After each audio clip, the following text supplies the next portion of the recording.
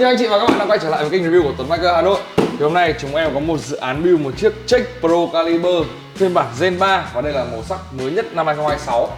Và anh khách của chúng em có yêu cầu rằng là build chiếc xe làm sao cho nhẹ, công nghệ nhưng chi phí phải hợp lý. Vậy thì chiếc xe này để build những gì? Hãy cùng em xem trong video ngày hôm nay nhé. Let's go!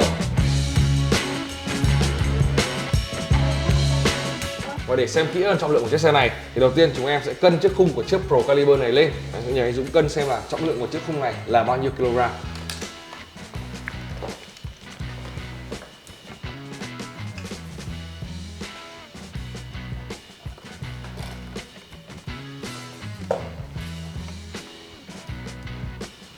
Và chiếc khung này có trọng lượng là 1,38 cân, rất là nhẹ.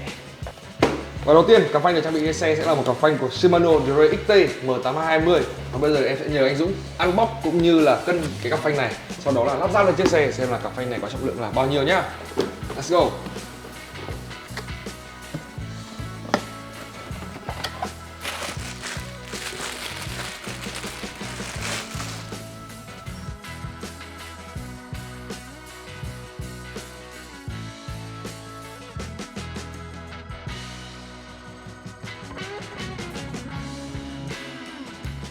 Và bộ phanh 8220 này có trọng lượng là 195 g là củ phanh và dây. Tay phanh và ốc là 137 g. Tổng trọng lượng là 332 g.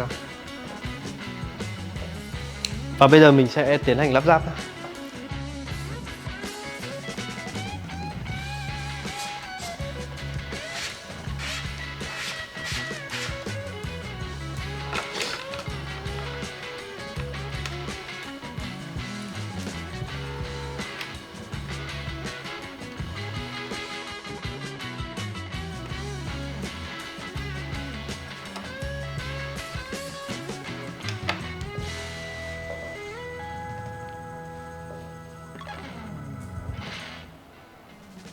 Và cái phuộc được trang bị trên xe sẽ là một cây phuộc Fox 32 Kashima. Và đây là cái phuộc Fox phiên bản mới nhất 2026. Và sẽ có cái cầu vai là cầu vai ngược. Và bây giờ em sẽ nhờ anh Dũng cân xem là cây phuộc này có trọng lượng bao nhiêu. Thì theo như em được biết thì hiện tại trên thị trường đây là cây phuộc đời mới có trọng lượng nhẹ nhất cho những phuộc dành cho xe đạp MTB XC. Một cây phuộc màu đen và tem màu vàng rất là đẹp. 1 cân 34 các bạn ạ. Rất là nhẹ, công nhận là nhẹ nhất trong các cây phuộc của trong MTB rồi. Và bây giờ lắp thôi.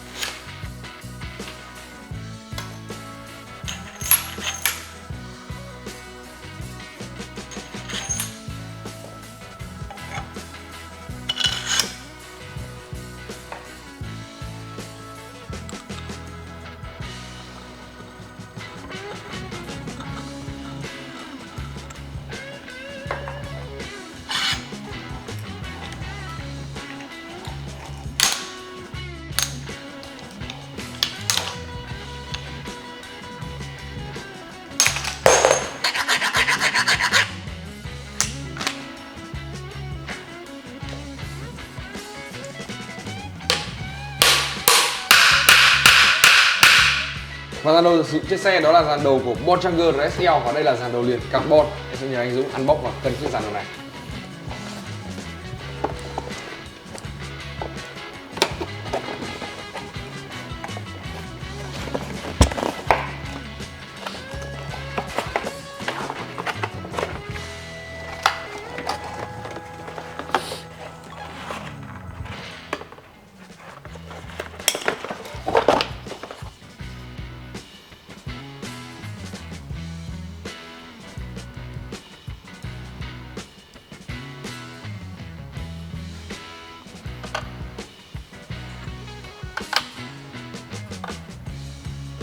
Và trọng lượng của chiếc ghi đông RSL carbon này là 251g và 2 căn cục.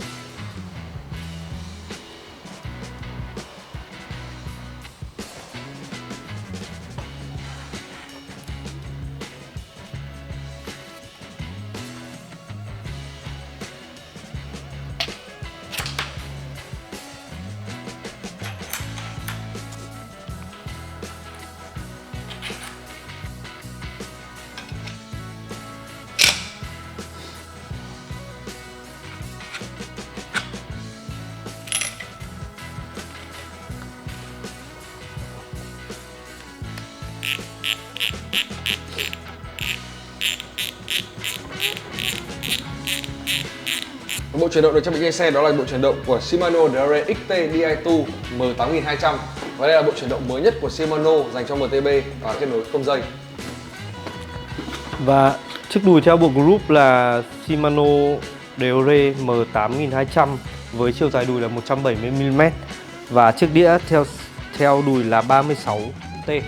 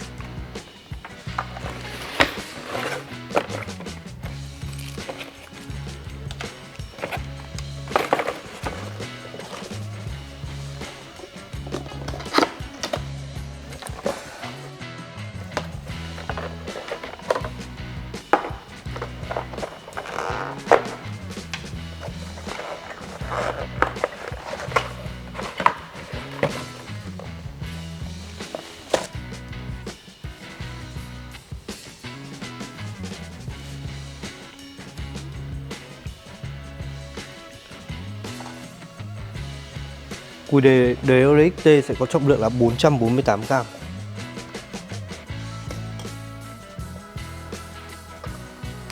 Tay bấm Shimano XT sẽ có trọng lượng là 100g.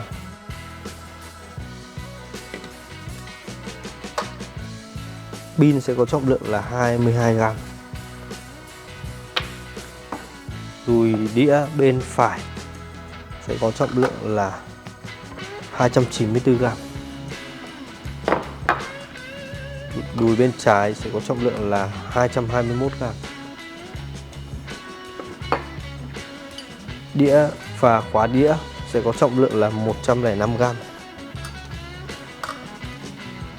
Và BB được dùng cho bộ Deore XT sẽ là BB MT800PA.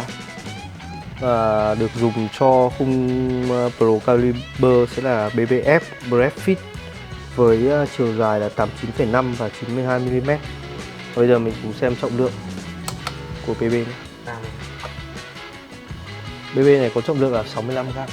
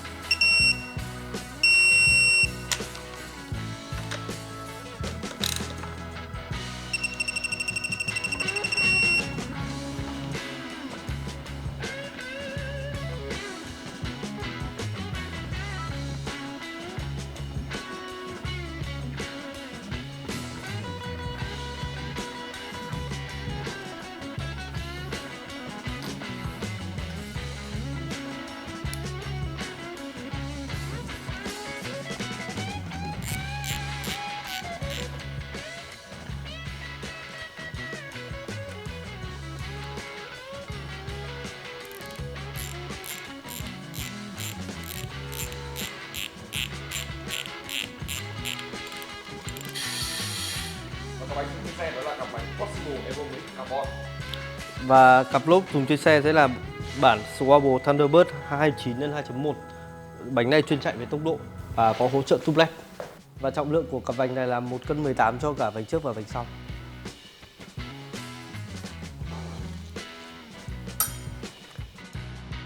Và trọng lượng của chiếc đĩa RT86 160mm và kèm phụ kiện ốc sẽ rơi vào 129g. Và trọng lượng của lip XT này là 461g. Trọng lượng của chiếc lốp 29x2.1 Thunderbird này sẽ là 593g. Trọng lượng của chiếc xăm này là 202g.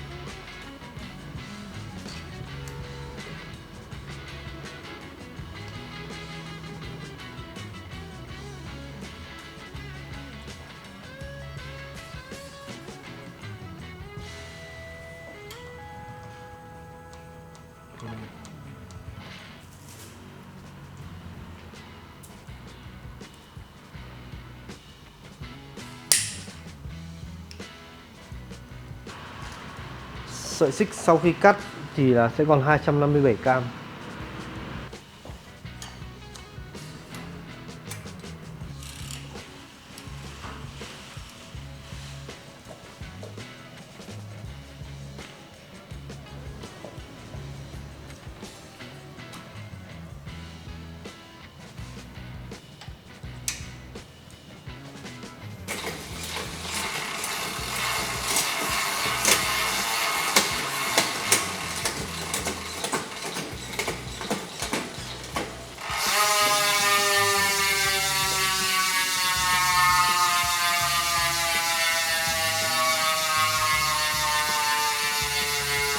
Và để hoàn thiện chiếc xe thì chúng tôi sẽ lắp vào đây một chiếc cọc yên tăng giảm của Rocksoft Reverse IGS bản mới nhất, Cùng với là một chiếc yên siêu nhẹ đến từ nhà RSL. và một cặp tay nắm của EC.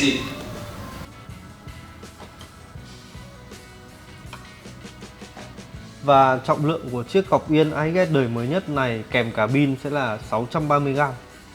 Tay bấm điều khiển cọc yên IGS sẽ có trọng lượng là 55g.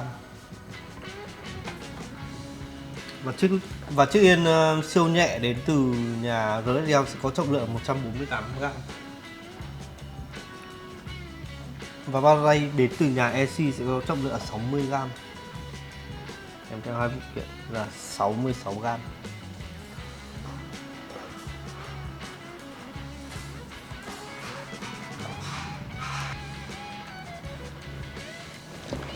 Khoan đã, nếu anh chị đã xem đến phần này của video thì hãy đoán xem chiếc xe này có trọng lượng là bao nhiêu kg và bình luận ở dưới phần comment nhé.